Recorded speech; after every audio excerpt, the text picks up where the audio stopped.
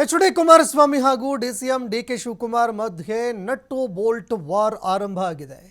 Nut Bolt repair ಮಾಡೋದಕ್ಕೆ ತುಂಬಾ ಜನ ಇದ್ದಾರೆ ಅಂತ ಎಚ್.ಡಿ. ಕುಮಾರಸ್ವಾಮಿ ಅವರು ಹೇಳಿಕೆ ಕೊಟ್ಟಿದ್ರು. ಕೇಂದ್ರ ಸಚಿವರ ಈ ಹೇಳಿಕೆಗೆ ಸಂಬಂಧಪಟ್ಟಂತೆ ಡಿಸಿಎಂ ಡಿ.ಕೆ. ಶಿವಕುಮಾರ್ ತಿರುಗೇಟು ಕೊಟ್ಟಿದ್ದಾರೆ. ಬರೀ ಪಂಚರ್ ಹಾಕೋಕೆ ಲಾಯಕ್ಕು ಅಂತ ಹೇಳಿದ್ರು ಅಂತ ಡಿಸಿಎಂ ಡಿ.ಕೆ. ಶಿವಕುಮಾರ್ ಕೌಂಟರ್ ಕೊಟ್ಟಿದ್ದಾರೆ. ಯಾರೋ ಒಬ್ಬ ಎಂಪಿ ಮುಸ್ಲಿಮರ ಎದೆ ಸೀಳಿದ್ರೆ 3 ಅಕ್ಷರ ಇಲ್ಲ ಅಂತ ಹೇಳಿದರು.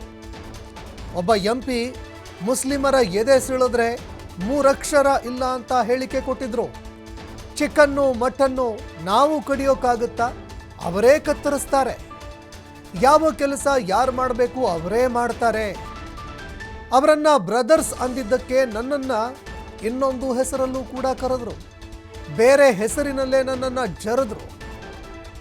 ಕೇಂದ್ರ ಸಚಿವ ಎಚ್.ಡಿ. ಕುಮಾರಸ್ವಾಮಿ ಅವರ ವಿರುದ್ಧ ಡಿಸಿಎಂ ಡಿ.ಕೆ. ಶಿವಕುಮಾರ್ ವಾಗ್ದಾಳಿ ನಡೆಸಿದ್ದಾರೆ.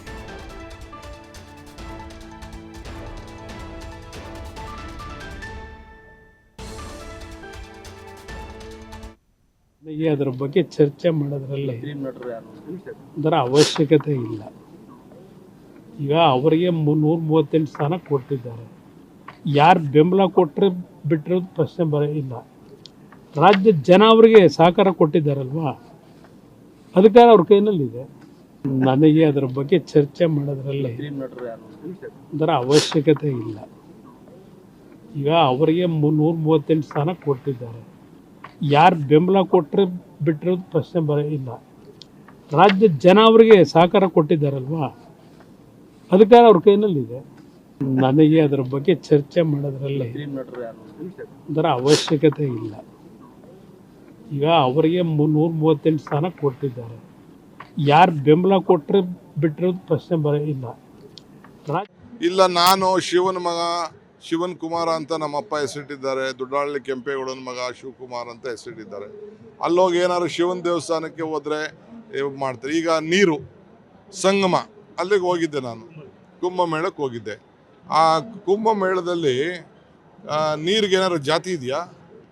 ನೀರಿಗೇನಾದ್ರು ಧರ್ಮ ಇದೆಯಾ? ನೀರಿಗೇನಾದ್ರು ಪಾರ್ಟಿ ಇದೆಯಾ? ಏನೂ ಇಲ್ಲ.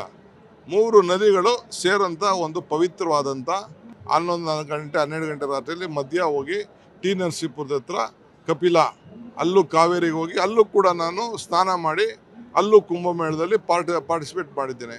ತಪ್ಪೇನಿದೆ? ಹಾಕೊಳ್ಳಿ, ಯಾವ ಲೆಕ್ಕಾಚಾರನೂ ಅವಶ್ಯಕತೆ ಇಲ್ಲ.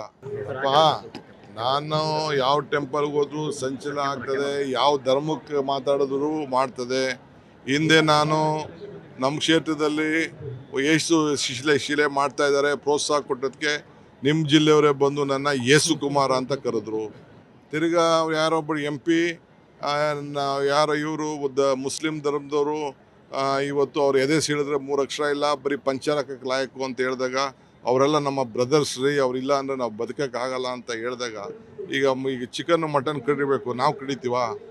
ಅವರೇ ಮಾಡೋರೆಲ್ಲ. ಯಾರ ಕೆಲಸ ಯಾರೇನು ಮಾಡಬೇಕು ಅವ್ರವ್ರು ಮಾಡ್ತಾರೆ. ಎಲ್ಲೋ ಕೆಲವ್ರು ಮಾತ್ರ ಮಾಡ್ತಾರೆ. ಆಗ ಹೇಳಿದಾಗ ನನ್ನ ಬೇರೆ ಇನ್ನೊಂದೇನೋ ಹೆಸರು ಕರೆದು